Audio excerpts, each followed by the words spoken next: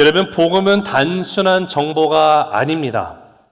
복음은 종교적인 형식 또한 아닙니다. 복음은 하나님의 능력임을 믿습니다.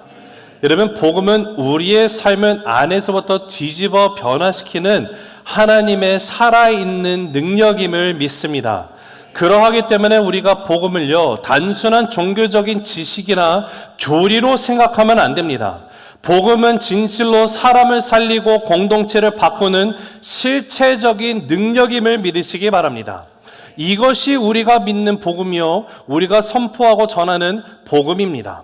그런데 오늘날 우리의 신앙을 들여다보면 이 능력이 실제로 경험되고 나타나지고 있는지 생각을 해봐야 될 것입니다.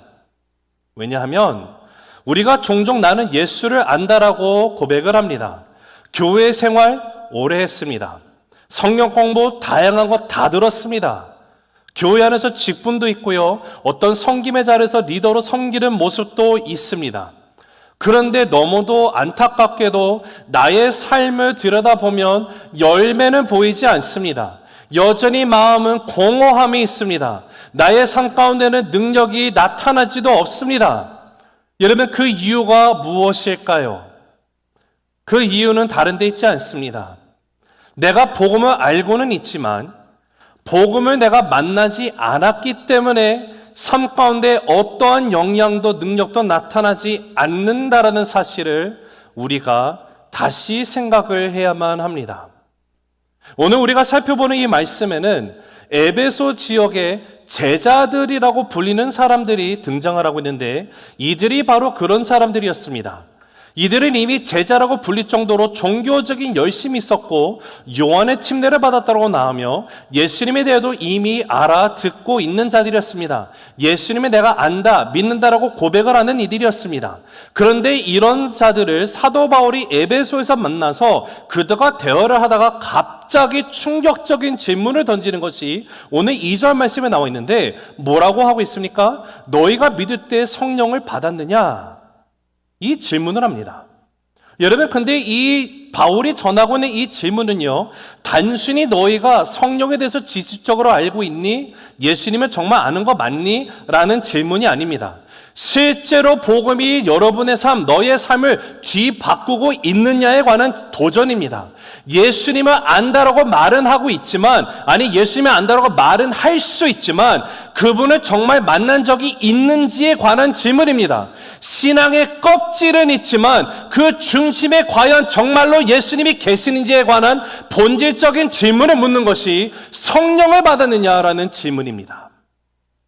여러분, 그렇기 때문에 오늘 우리가 이 말씀 앞에서 우리 자신을 되돌아볼 수 있는 시간이 되어야만 할 것입니다. 그러면서 우리는 복음이 진짜, 복음의 능력이 진짜 무엇인지를 다시 한번 발견하게 되는 오늘 이 예배 시간이 되기를 간절히 소망합니다. 여러분, 복음은요, 분명히 능력입니다. 어떤 능력일까요? 우리 한번 화면을 통해서 같이 읽어보실까요? 시작. 복음은 성령의 능력으로 우리를 새롭게 하시고 말씀의 능력으로 세상을 변화시킵니다. 한 번 더 읽습니다. 시작. 복음은 성령의 능력으로 우리를 새롭게 하시고 말씀의 능력으로 세상을 변화시킵니다. 그렇습니다.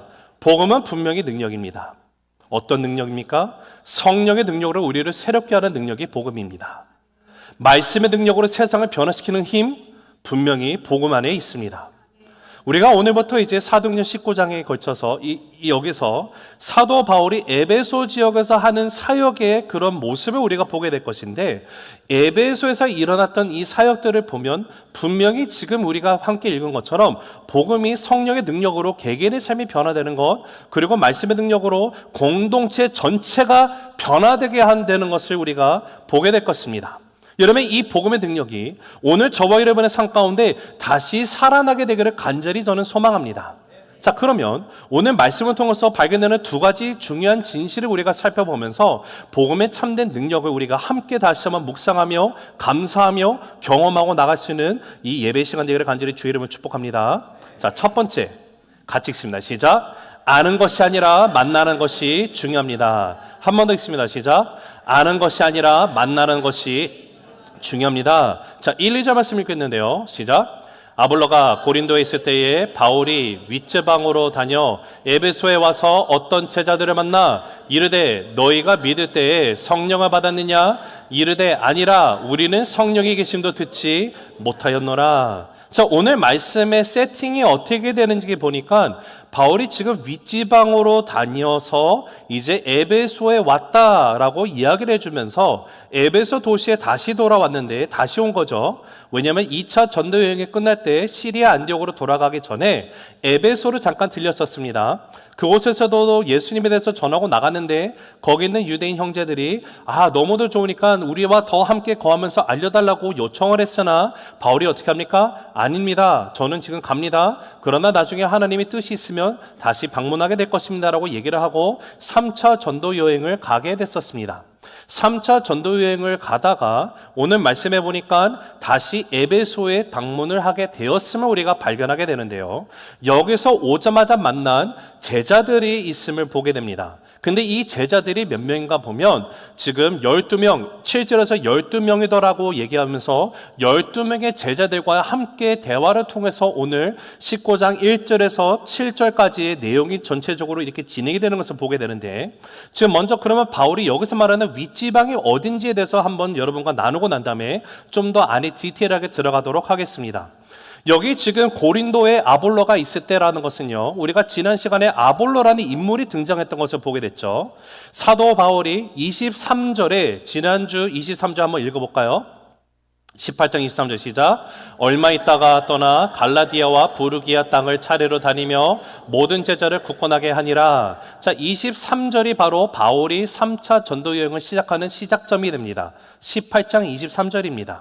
근데 이 얼마 있다가라는 것은 수리아 안디옥으로 돌아가서 자기를 파송했던 안디옥 교회에 있다가 거기서 이제 3차 전도 여행을 떠나면서 바울이 갔던 행선지가 어딘가 봤더니 갈라디아와 부르기아 땅을 차례로 다녔다라고 말을 하고 있어요.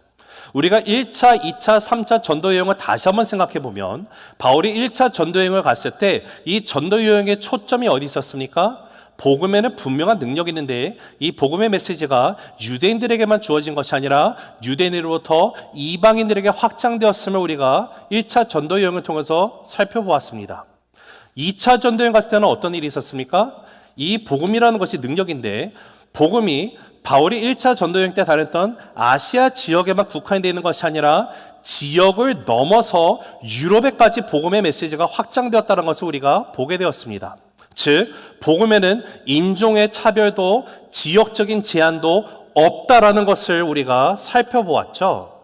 그리고 난 다음에 바울이 3차 전도여행을 떠났을 때는 1차 여행 때 갔던 것과 2차 때 갔던 곳들을 다니면서 거기서 예수님을 만나서 영접하게 된 사람들을 함께 오늘 말씀에 보면 모든 제자를 굳건하게 하는, 즉 제자를 삼는 일, 양육에 힘을 쓰고 가는 것이 3차 전도 여행의 포커스가 됩니다. 자, 이렇게 해서 지금 23절에 보면 18장 23절에 갈라디와 부르기아 땅을 먼저 차례로 다녔어요. 이 갈라디와 부르기아는 우리가 이미 살펴봤던 1차 전도 여행에 있었던 곳입니다. 비시디아 안디옥, 이고니온, 루스드라, 더베, 갈라디아 지역을 뜻하죠. 이 지역들을 다녔다라는 것이 다시 아까 읽었던 1절에 나와 있는 윗지방입니다. 이 소아시아 윗지방을 바울이 먼저 방문을 하고 난 다음에 거기는 형제들을, 제자들을 굳건하게 하고 지금 이제 에베소에 들어오게 된 것입니다. 바울이 에베소에서 머물렀던 기간이 무려 3년이나 됩니다. 정말로 오랜 시간을 여기서 있으면서 여기서 사도 바울의 선교 전략이 바뀌는 전환점이 되는 것도 바로 에베소라는 곳에서 일어나게 됩니다. 그리고 에베소에서 일어났던 3년 후에 그가 다시 또 유럽 지역에 있었던 2차 전도여행에 다녔던 곳을 두루 다니면서 이제 3차 전도여행이 끝나는 것이 사도행전 19장, 20장, 21장에 거쳐서 기록이 되는 것을 우리가 함께 보게 됩니다. 자, 그런데 그것이 이제 이 역사적인 백그라운드가 되고요. 바울이 오늘 말씀해 보니까 에베소에 와서 제자들을 만났는데 이 제자들이 누군가 봤더니 특징을 우리에게 알려주는 누가의 기록을 보니까 침례 요한의 침례만 알고 있는 사람들이다 라고 얘기를 하고 있죠. 그러다 보니까 어떤 학자들은 이 12명의 제자들이 침례 요한의 직속 제자라고 말하는 사람들도 있지만 사실 이들이 침례 요한의 직접적인 제자인지에 관해서는 정확하게 알 수가 없습니다. 근거가 단서가 없습니다. 그러나 중요한 사실은 이들이 제자들인데 침례 요한의 침례를 받았다라는 것을 봤을 때는 요한으로부터 침례를 받은 자들인 것으로 보이는 정도이고요. 아니면 침례 요한의 침례가 무엇인지를 알고 배우고 있는 사람이다라고 우리가 생각을 하고 오늘 이 말씀을 봐야만 할 것입니다.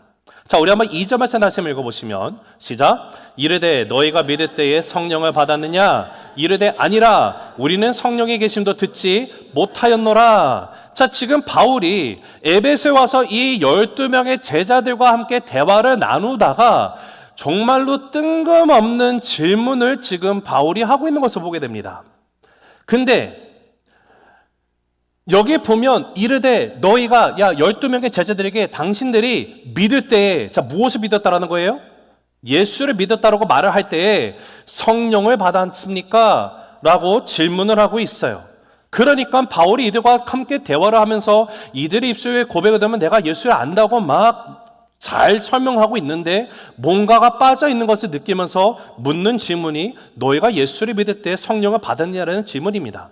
그때 돌아온 답이 무엇인가 봤더니 아니요, 우리는 성령님이 누구신지도 들어본 적도 없고 계신지도 모르는데요. 이런 답이 나왔어요.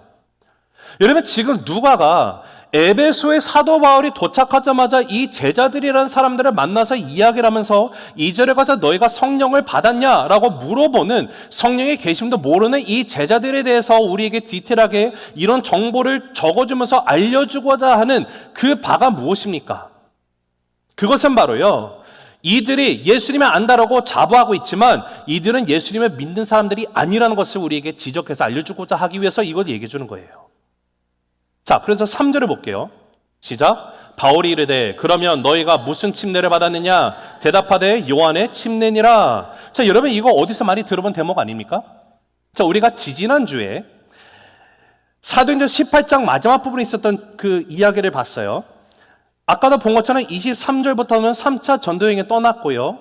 근데 갑자기 3차 전도여행에 떠난 바울이 그 갈라디아 아시아 지역을 다니고 난 다음에 지금 에베소로 왔는데 그 사이에 갑자기 어떤 한 인물에 대한 스토리가 들어가 있었습니다. 그 인물이 누구였죠? 아볼로였습니다. 아볼로는 여러분이 아시는 것처럼 당대 고린도 교회, 특별히 고린도 교회, 그리고 그 초대 당시에 정말로 어마어마한 영향력을 주었던 리더, 목회자 중에 한 사람으로 꼽히는 것이 아볼로입니다. 그런데 이 아볼로가 알렉산드리아, 그 당시에 학식의 그 모든 학문의 중심지 메카라고 불리는 알렉산드리아 출신의 유대인인 이 아볼로가 어떤 사람이는지 성경은 우리에게 소개해 줄 때 구약에 능통한 사람이라고 말했습니다. 하나님의 말씀은 너무도 잘합니다. 그뿐만 아니라 예수님에 관해서도 너무도 잘 알아서 정확하게 예수님이 누군지를 전하고 있었던 사람으로 등장을 합니다. 게다가 말도 잘합니다. 언변술이 어마어마하게 뛰어난 사람입니다. 그러다 보니 많은 사람들에게 영향력을 미칠 수 있는 사람이 아볼로였습니다.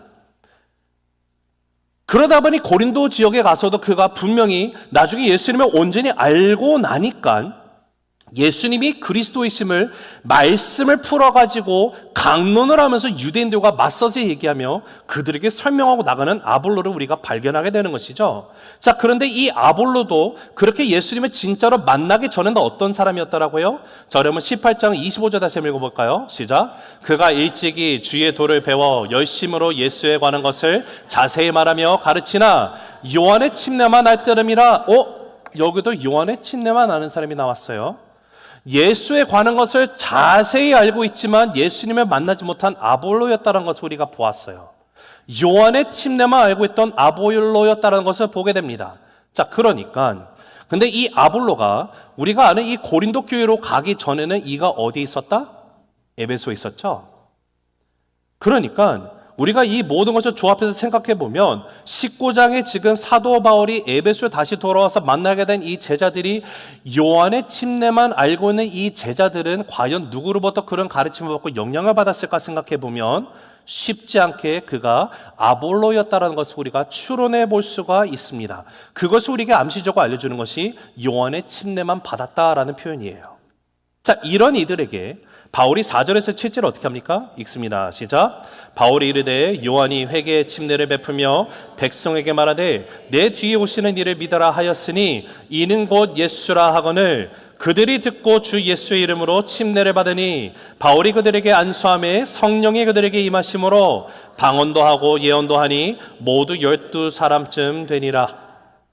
이 12명의 제자들은 예수님의 이론적으로는 너무도 잘하는 사람들이었어요. 아볼로로부터 요한의 침례만 들었던 자들입니다. 즉 예수님이 진실로 누군지는 알 길이 없겠죠. 왜 그렇습니까? 침례 요한이 예수님이 십자가에서 죽으신 걸 목격할 수 있었을까요? 아니요. 그 전에 죽었습니다. 침례 요한이 침례를 주면서 물로 침례를 주면서 외쳤던 건 뭐예요? 하나님 나라 가까웠다.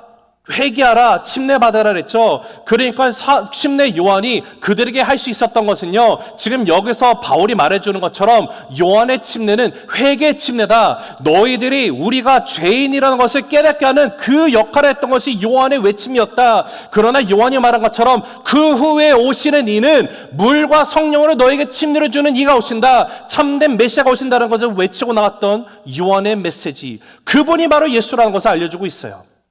그러나 애석하게도 침례 요한은 예수님이 진실로 십자가 죽으신 것을 보지 못했어요. 예수님이 죽으신 것뿐만 아니라 부활하신 사실도 침례 요한은 알 길이 없겠죠. 그리고 부활하신 예수님께서 제자들과 함께 다니시면서 말씀을 가르치시고 부활 승천하셨던 사실 알 길이 없습니다.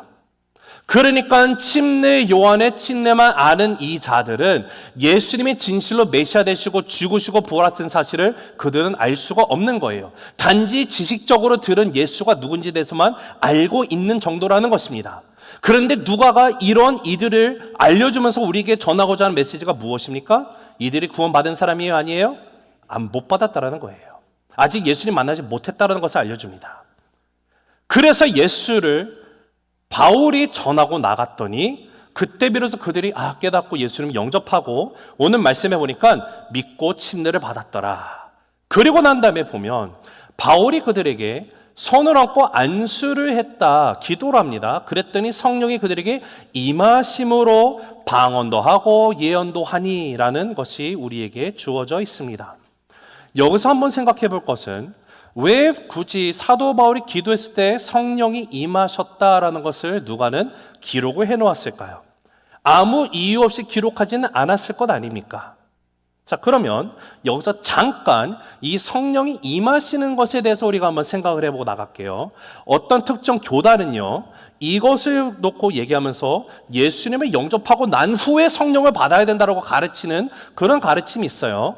그런데 저는 여러분에 말씀드리지만 예수님을 영접하는 것과 성령이 임하는 것은 별개가 아닙니다. 자, 그것을 제가 여러분에게 설명드릴게요. 사도행전에 보면 성령 하나님이 임하시는 사건들이 기록이 되어 있으면 우리가 보게 됩니다. 제일 먼저 성령이 임하시는 것이 어디서 나왔었죠? 사도행전 2장입니다. 2장에 예수님이 명령하신 그 분부대로 제자들이 120명의 제자들이 예루살렘 떠나지 않고 마가의 다락방에 올라가서 기도하고 있었어요. 기도하고 그들은 언제 성령님이 오실지 죽었다 깨어나도 알 수 없었습니다. 그냥 순종하고 기도하고 있었는데 하나님이 오순절날 성령 하나님을 보내셨어요. 그리고 성령이 임하시니까 그들이 나가서 즉시로 하나님을 찬양하며 하나님을 예배하며 예수 그리스도를 증거하고 나갔죠. 그것이 성령이 임하셨던 사람에게 임한 첫 사건으로 기록된 것이 사도행전 2장에 나왔었습니다. 자, 그 후에 성령이 임하신 사건이 어디에 또 나와 있는가 보면 사도행전 10장에 가면 또 나옵니다. 누구를 통해서 나오는가 보면 사도 베드로가 고넬료 집에 가서 말씀을 전하고 나가는데 말씀을 전하는 도중에 성령 하나님이 거기 고넬료 집에 있던 사람들에게 임하시는 역사를 보게 돼요. 어떻게 했을 때? 베드로가 말씀을 선포했대. 그 사건이 있고 그 다음에 다음으로 등장하는 것이 오늘 우리가 보는 사도행전 19장입니다. 19장에서는 바울이 이제 에베소에서 이 12 제자들에게 가서 복음을 전하고 그들이 예수님 영접하고 침례를 받고 난 다음에 바울이 그들에게 안수 기도를 했더니 성령이 그들에게 임했다라는 것을 기록을 해주고 있어요. 자, 그러면 여기서 우리가 생각해 봐야 될 거, 왜 누가는 이 사실을 우리에게 기록해 놓고 무엇을 얘기하고자 하는 것일까? 사도행전에서 일어나는 이 기록들을 보면 확실한 사실은요, 하나님께서 그 당시에 예수님으로부터 보내어 받은 사도들, 이 사도들에게는 하나님이 부어주시는 특별한 권능이 있었어요. 그들이 말씀을 선포할 때 성령이 임하시는 것을 목격하게 되고, 기도를 할 때 성령이 임하시는 것을 보게 됩니다. 사도들에게만 주어졌던 것이었어요. 오늘날 사도 존재하지 않습니다. 그 당시에 예수님이 보내신 12사도 외에는 없습니다. 자, 그런데 더 중요한 사실 또 하나가 있어요. 누가가 이것을 굳이 기록하면서 우리에게 알려주고 싶은 또 다른 메시지는요, 바로 이것일 겁니다. 우리가 아는 것처럼 바울이 예수님을 영접하고 난 다음에 예수님을 다메섹 도상에서 만났어요. 예수님께서 뭐라고 했죠? 나는 너를 이방의 그로서 내가 구별해서 너를 보내, 사도로서 보냄을 받습니다. 근데 사도 바울이 나도 사도 됐다라고 얘기를 할 때 바울의 사도성에 대해서 엄청난 공격을 받았어요. 야, 쟤 가짜 아니야? 야, 쟤 우리 핍박하던 자잖아. 야, 저거 가짜로 분장해갖고 와서 우리 또 잡아가려는 거야. 아무도 믿으려고 하지 않았어요. 그래서 사도 바울이 가장 애를 먹었던 것이 자신도 예수님으로부터 보냄받은 사도라는 것, 이것을 인정받는 것에 대한 큰 어려움이 있었습니다. 자, 그런데 오늘 우리가 아까 제가 말씀드린 것처럼 2장에 그 제자들에게 성령이 임했고요, 베드로가 나와서 말씀을 선포할 때 성령이 임하는 게 일어났댔죠. 근데 베드로는 누구다? 사도다. 그런데 지금 19장에 와서 바울이 기도했어요. 그때 성령이 임했어요. 근데 바울도 그럼 무엇이다? 사도다.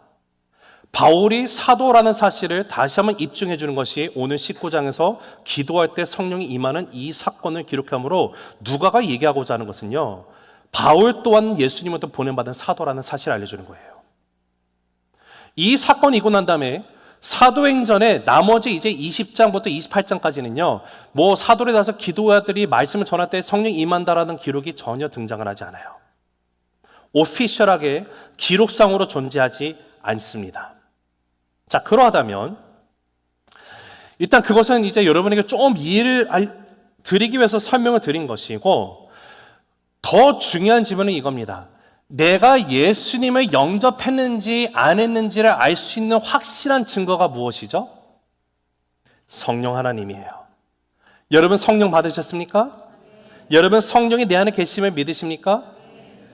성령으로 말미암지 않고는 예수를 주님으로 인정할 수 있다 없다? 없습니다. 그것이 어디에 나와 있었죠? 자, 고린도전서 12장 3절 읽어보실까요? 시작. 그러므로 내가 너희에게 알리노니 하나님이 영으로 말하는 자는 누구든지 예수를 저주할 자라 하지 아니하고 또 성령으로 아니하고는 누구든지 예수를 주시라 할 수 없느니라. 성령 받은 사람의 증거가 무엇인가 봤더니 예수님은 나의 삶의 주님이십니다라고 고백할 수 있는 고백이 있는 거예요. 이 고백은 내가 할 수 있는 것이 아닙니다. 성령 하나님이 나에게 그것을 깨닫게 하셨기 때문에 내가 입술로 고백할 수 있는 거예요. 여러분, 구원이라는 것이 어떻게 주어집니까? 우리의 행실로요, 행위로요, 절대 안 됩니다. 하나님의 전적인 은혜로 우리에게 주어진다는 사실은 사도 바울이 에베소서 1장 3절 14절에 가서 그 하나의 문장으로 되어 있는 이 긴 구절을 통해 가지고 우리에게 정말 신나가지고 흥분하면서 설명했던 것이 구원의 신비였어요. 바로 삼위일체 하나님께서 구원을 우리가 어떻게 주시는지, 성부 하나님께서 모든 것이 지어지기 전부터 우리를 택하셨다라고 말씀하십니다. 구원의 계획을 주셨다라고 말하셨어요. 그리고 그 구원의 계획을 성자 하나님께서 십자가에서 죽으시고 부활하심으로 말미암아 그 구원 계획이 우리에게 이루어지도록 하나님이 완성시켜줬어요. 그리고 그 완성된 구원의 계획, 그 복음이 이제는 어떻게 됩니까? 성령 하나님께서, 성자 하나님이 이루신 것을 끝까지 인을 치시고 도장을 찍음으로 말미암아 그 누구도 그 구원 한번 주어진 것은 빼앗길 수 없는 영원한 구원이라는 사실을 우리에게 주었다는 것을 설명해 준 것이 에베소서 1장 3절 14절의 말씀이에요. 여러분이 만약에 이곳에 앉아서 예수님이 나의 삶의 주님입니다라고 고백할 수 있는 것, 여러분 그거 내가 논리적으로 이해해서 하는 거 아니에요. 성령으로부터 나지 않으면 나는 예수님이 주님이라고 고백할 수 없습니다. 믿으시기 바랍니다. 자, 그러면 내가 또 성령을 내 안에 계시다는 것, 이미 성령이 내 안에 계신다는 것을 알 수 있는 또 증거가 또 어디 있을까요? 그것은요, 하나님의 말씀, 이 성경이 진실로 살아있는 하나님의 말씀으로 내가 믿어지는 거예요. 성령으로 말미암지 않고는 내가 이것이 하나님의 말씀인지 아닌지 죽었다 깨어나도 믿을 수가 없어요. 흰 것은 종이요, 검은 것은 글자니, 아이고 이것도 무슨 종교 서적이구먼, 이렇게 여기던 내가 하나님의 은혜로 예수님의 진실로 알게 된 거 하나님의 역사예요. 그래서 구원은요, 그 누구도 자랑할 수 없다고 하지 않습니까? 은혜로 말미암아 너에게 주어졌다라고 얘기해요. 하나님이 주신 거예요. 누구도 자랑치 못한 하나님의 선물입니다. 그 선물을 알게 된 것, 성령 하나님이, 하나님의 말씀이 진짜 말씀을 알게 한다는 사실. 그래서 히브리 기자가 11장 3절에 이렇게 말하죠. 읽습니다. 시작. 믿음으로 모든 세계가 하나님의 말씀으로 지어진 줄을 우리가 알아니 보이는 것은 나타난 것으로 말미암아 된 것이 아니니라. 여러분, 하나님께서 이 세상을 창조하셨다는 사실을 우리가 믿을 수 있는 이유가 어디 있어요? 성령 하나님이 내 안에 계시기 때문에. 창세기 1장 1절 태초에 하나님이 천지를 창조하시니라, 이 말씀이 내가 믿어지는 이유가 어디 있어요? 하나님께서 나에게 알게 하셨기 때문에. 뭐 하나님이 뭐 진화론의 것을 통해 가지고 이 세상 창조했, 그런 거 다 여러분, 진화론이라는 이 이론 자체가요, 하나님의 전지전능하심을 무시합니다. 여러분, 하나님이 뭐가 부족해가지고 진화라는 거 써가지고 변이들을 만들게 하고요, 거기다 강한 것은 살아났고 약한 건 죽게 만드십니까? 그게 전지전능한 하나님입니까? 무능한 하나님이지. 여러분, 하나님의 전지전능하신 분이심을 믿으시기 바랍니다. 하나님의 말씀으로 창조하셨어요. 하나님의 말씀을 창조할 때 전지전능하신 그분이 말씀으로 하시니까 모든 것이 이루어졌다는 것은요, 한순간에 모든 것이 완벽하게 만들어짐을 믿으시기 바랍니다. 뭐 우주가 몇 억 광년이다? 사람의 입장에서 우리가 유한한 존재를 보니까 그게 멀게 느껴지는 거죠. 하나님은 시간을 초월하시는 분이 아니십니까? 하나님이 말씀하시면요, 온 우주가 다 만들어지는 거예요. 완성된 거예요. 그것을 사람의 입장으로 내가 이해 못할까 우리가 막 몇 억 광년 재고 있잖아요. 여러분, 하나님은요, 전지전능한 분이세요. 근데 그 하나님께서 이 세상을 창조하셨다는 사실을 내가 믿을 수 있는 것이 왜 그래요? 믿음으로. 말씀 가운데 하나님의 말씀이 믿어지기 때문에. 근데 이 믿어지게 하는 역할을 하는 것이 누굽니까? 성령 하나님이에요. 자, 그러면 성령이 내 안에 이미 계신지 아닌지 알 수 있는 근거, 단서가 뭐예요? 첫째, 예수님이 나의 삶의 주인이심을 고백을 한다면 그것은 성령으로 인해서 우리가 할 수 있는 것이고, 두 번째는 이 성경 말씀이 종교적인 서적이 아니라 하나님의 참된 살아있는 말씀이면 내가 믿을 수 있다는 것은 성령으로 인해서 우리가 가능한 거예요. 믿으십니까? 여러분, 그리고 성령 하나님이 내 안에 계시면 어떤 역사가 일어납니까? 우리가 예배자가 돼요. 성령이 내 안에 없으면요, 여러분, 성령이 내 안에 없으면서도 예배 참석할 수 있어요. 그거 아십니까? 그런데 진짜 성령 안에 있지 않으면요, 예배 시간이 따분합니다. 지루합니다. 맨날 막 비판하고 있습니다. 여러분, 성령으로 충만하면은요, 하나님은 영이시니 예배하는 자가 성령과 신령과 진정을 예배한다. 내가 예수를 알기 전에는요, 종교적인 모임 가운데 여기면서 예배 가운데 올 수는 있어요. 그러나 예배 가운데 어떠한 감격도 없어요. 찬양하는데 마음 가운데 기쁨과 감사가 존재하지 않아요. 그냥 시간만 때우다 가는 거예요. 그런데 어느 날 진실로 내가 예수를 만나고 성령 하나님 내 안에 충만히 임하게 되면 어떻게 됩니까? 예전에는 형식적으로 여기 있었던 예배가요, 이 예배보다 더 기쁘고 감사한 게 없어지는 거예요. 상관도 이거보다 귀한 게 없는 거예요. 그래서 내가 날마다 예배를 사모하게 되는 거예요. 예배 자료로 내가 나가고 싶어서 나오게 되는 거예요. 내 입술이 계속해서 주를 찬양하고 나가기 시작을 해요. 예배 시간이 긴 게 아니라 어떻게 이렇게 짧게 더 예배 드리고 싶어. 그 예배를 그냥 일주일에 한 번만 드리는 형식, 종교적인 형식으로 여기는 것이 아니라 날마다 상관에 내가 예배를 드리고자 하는 마음으로 나가게 돼요. 어떻게 해요? 성령 하나님이 계시기 때문에. 사랑하는 성도 여러분,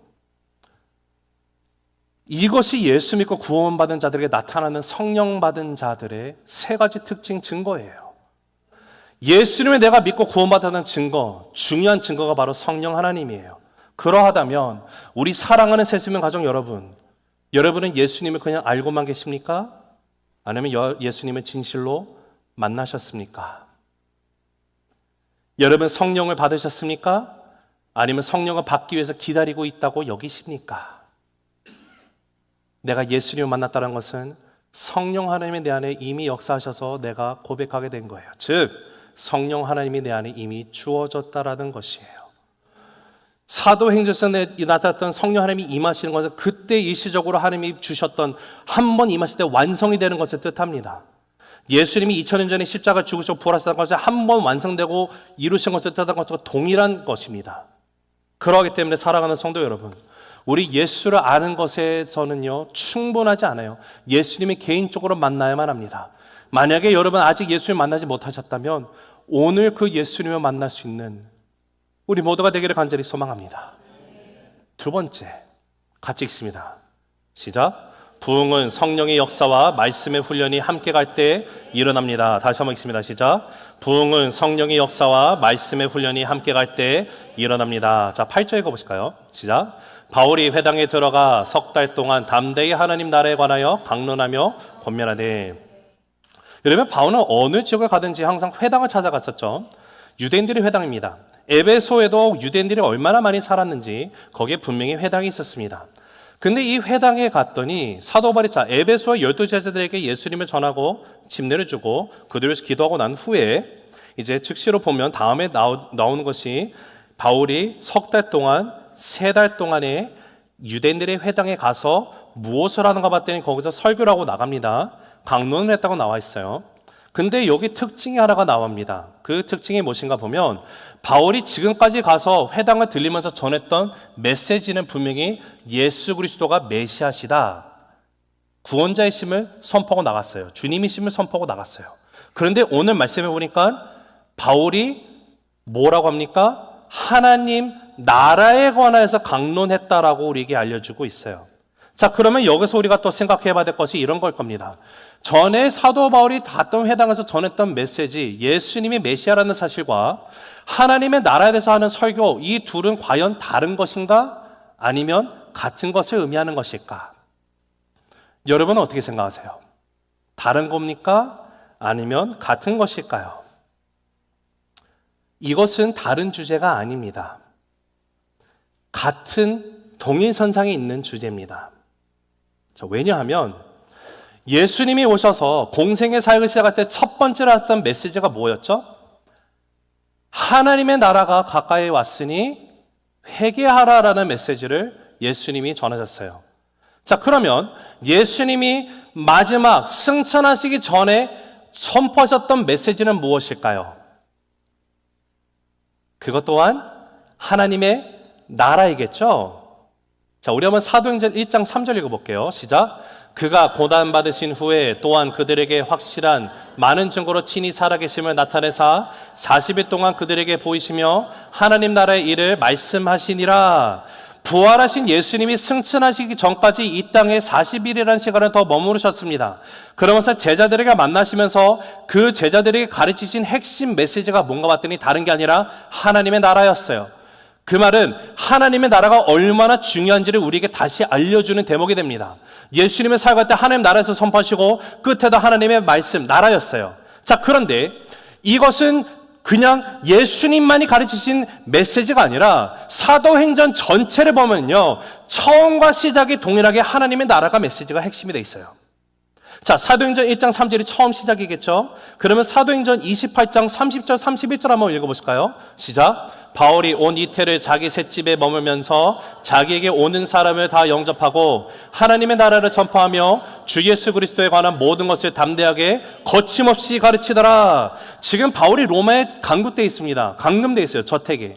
그런 상황 가운데서도 자신에게 찾아오는 사람들에게 바울이 계속해서 강론하고 가르치고 나가는데 어떤 메시지를 가르쳤어요? 하나님의 나라를 전파하고 나가요. 예수 그리스도에 관한 모든 것을 담대하게 거침없이 가르쳤다라고 분명히 이해하고 있습니다. 즉 사도행전도 하나님의 나라로 시작해서 하나님의 나라 메시지를 끝난다라고 말해도 틀리지 않습니다. 자, 그럼 하나님의 나라는 과연 무엇입니까? 여러분, 하나님의 나라가 무엇이죠? 나라라는 것은 그곳에 왕이 있겠죠. 영어로는 Kingdom of God입니다. 하나님의 왕국이다. 그 왕국이라서 왕이 있기 마련입니다. 하나님의 나라라면 그 나라의 주인이 있을 수밖에 없습니다. 그 하나님의 나라의 주인, 그 왕은 누구실까요? 바로 예수 그리스도죠. 예수님이 왕이신 곳이 하나님의 나라예요. 다시 이것을 정리해서 말씀드리면 내가 하나님 예수님이 나의 삶에 주님이 있음을, 왕이 있음을 고백할 수 있는 이유는 성령 하나님으로 인해서 내가 그 고백하게 된 것인데, 그 고백을 한다는 것은 내가 이제는 하나님의 나라에 거하는 주님의 백성이 되었음을 뜻하게 되는 것입니다. 즉 하나님의 나라라는 것은요, 내가 죽어서 나중에 저 천국이라는 곳에서 경험되어지는 것만이 하나님의 나라가 아니라, 제가 다시 말씀드려요, 예수님의 나의 삶의 진실로 주님으로 왕으로 영접하는 순간 이미 하나님의 나라가 나의 삶 가운데 열리기 시작하는 거예요. 여러분, 우리의 하루하루의 삶이 주님의 나라 가운데 거하는 우리의 발걸음이 되기를 간절히 주님의 이름으로 축복합니다. 이것을 사도 바울이 에베소에서 3달 동안, 석 달간 회당에서 계속해서 하나님 나라에 대해서 강론하고 나간 거예요. 예수님이 왕이시라는 거, 메시아라는 사실, 하나님 나라가 임했다. 그런데 그랬더니 부작용이 일어났습니다. 자, 9절 읽을게요. 시작. 어떤 사람들은 마음이 굳어 순종하지 않고 무리 앞에서 이 도를 비방하거늘 바울이 그들을 떠나 제자들을 따로 세우고 두란노 서원에서 날마다 강론하니라. 바울이 회당에서 하나님의 나라에 대한 진리를 선포했습니다. 그것을 여기 보면 이 도를 비방하고는 영어로는요, the way. 근데 더 대문자 W예요. 예수 그리스도의 그 진리, 복음이시라는 사실을 전하고 나갔는데, 이것을 들은 자들이 대놓고 바울을 비방하는 무리가 생겼습니다. 그래서 바울이 한 것이 무엇인가 봤더니, 바울이 유대인들의 회당에서 벗어나서 그 지역에 있었던 두란노 서원으로 장소를 옮기게 되었어요. 두란노 서원이 어디 있는지 정확하게 우리는 모릅니다. 알려주지 않기 때문에. 그러나 이 에베소 지역에 있는 두란노 서원이라는 곳으로 옮긴 이유는 확실하게 알려주고 있는데, 예수 그리스도의 도, 하나님의 나라를, 그 진리를 가르치고 나갈 때 비방하는 자들로 인해서 그가 옮겼습니다. 자, 근데 이렇게 옮기는 것이 우연입니까? 아니면 하나님의 계획일까요? 저는 하나님의 철저한 계획임을 믿습니다. 왜냐하면 하나님은 전지전능하신 주권의 하나님이시기 때문에 그렇습니다. 어떤 일이 일어나냐면, 여러분, 분명히 바울이 유대인의 회당에 석 달 동안에 가르쳤잖아요. 그러면 바울은 유대인의 회당을 일주일 중에 몇 번이나 갈까요? 한 번 가겠죠. 안식일날 회당이 모일 때 일주일에 한 번 석 달을 가서 가르치던 바울이 오히려 비방하는 자들로 인해서 두란노 서원으로 옮기면서 어떻게 되냐면 날마다 하나님의 말씀을 전하고 있어요. 여러분, 이거 얼마나 감사한 일입니까? 일주일에 한 번이 매일이 된 거예요. 그리고 더 놀라운 사실은요, 여기서 이 회당에서 하나님의 나라를 강론하고 나가는데, 자, 10절 말씀 볼게요. 10절 시작. 2회 동안 이같이 하니 아시아에 사는 자는 유대인이나 헬라인이나 다 주의 말씀을 듣더라. 바울이 에베소에서 제자들을 이제 양육하는 것이 일어나기 시작을 해요. 바울이 전도하면서 나갔던 그 전략이 바뀌기 시작하는 것이 바로 이곳에서 일어나기 시작해요. 하나님께서 이 사건을 통해서 두란노 서원에서 바울이 이제 2년 동안 두란노 서원에서 지내게 합니다. 2년 동안 두란노 서원에 있고, 그 전에 석 달을 회당에서 가르쳤고, 그 후에 또 다른 또 기간이 있었겠죠. 그래서 에베소에서 바울이 약 3년이 있었다는 것을 우리가 추측할 수 있게 되는 거예요. 그런데 두란노에서 2년 동안 있으면서 바울이 날마다 하나님의 말씀, 하나님 나라를 강론하고 나갔다라는 것, 이 강론함으로 인해서 제자들이 생기기 시작하는 거예요. 하나님의 말씀을 배우기 시작합니다. 성령 하나님의 역사가 일어나기 시작을 해요. 우리가 다음 주에 이제 살펴보겠지만 성령 하나님의 역사가 강하게 이 에베소의 땅에 일어나기 시작합니다. 사도 바울을 통해서 놀라운 성령의 역사들이 일어나기 시작을 합니다. 어마어마한 부흥이 일어나기 시작하는데, 이 모든 부흥, 성령의 역사가 일어나게 됐던 계기 중에 하나가 무엇이냐면 바로 하나님의 나라에 대해서 강론하고 나가는 이 두란노 서원이 생겼기 때문에 그래요. 바울이 2년 동안 두란노 서원에서 많은 사람들에게 하나님의 나라 강론한다. 여러분, 그거는 하나님이, 예수님이 주인 되고 왕 되심을 함께 얘기하고 나가는 예수 그리스도의 메시아 복음을 전하면서 하나님 나라를 가르치고 나갈 때, 여러분, 어떤 일이 일어나냐면요, 이 두란노 서원의 2년의 사역을 통해서 이 소아시아 지역으로요 엄청난 크리스찬들이 일어나기 시작을 해요. 각지에서 이곳에 와서 바울로부터 하나님의 나라 배우고 예수 그리스도 누구시 만나고 영접한 자들이, 크리스찬들이 제자가 되어서 자신들이 살고 있는 고향으로 돌아감으로 말미암아 그곳에서 하나님의 나라를 외치기 시작합니다. 가르치면서 나가요. 복음을 선포합니다. 그러면서 소아시아 지역 가운데 교회들이 세워지기 시작을 해요. 선교 전략이 완전히 바뀌기 시작을 해요. 그런데 여러분, 여기서 우리가 중요한 사실 하나 또 확인해야 되는 것. 사도 바울이 두란노 성원에서 날마다 그들에게 말씀을 가르치는데 그 말씀을 가르친 것이 무엇입니까? 중점적 메시지가 하나님의 나라가 이미 임했다라는 거예요. 누구를 통해서? 예수 그리스도를 통해서. 말씀을 훈련받는 그 목적이 무엇인지도 우리에게 주어졌어요. 단순한 내가 어떤 성경의 지식을 내가 확장하기 위해서 절대 아닙니다. 말씀을 내가 알면 해서 어떻게 돼요? 예수님이 사도행전 1장 8절에 말씀하신 것처럼 땅끝까지 이르러 내 증인이 되라. 이 말씀에 순종하고 나가는 그리스도의 증인이 되기 위해서 그들은 말씀을 배우고 나갔어요. 여러분, 하나님의 말씀 갈망하십니까? 말씀을 정말 배우고 싶은 열정이 있으십니까? 여러분, 그러다면요, 그 말씀이 내 삶 가운데 사라지기 위해서 말씀을 배우시기 바랍니다. 내 삶 가운데 전혀 살아가지도 않고요, 이 말씀을 지식적으로 축적을 하면 여러분, 부작용이 일어나요. 머리만 커지게 돼요. 바리새인이 돼요.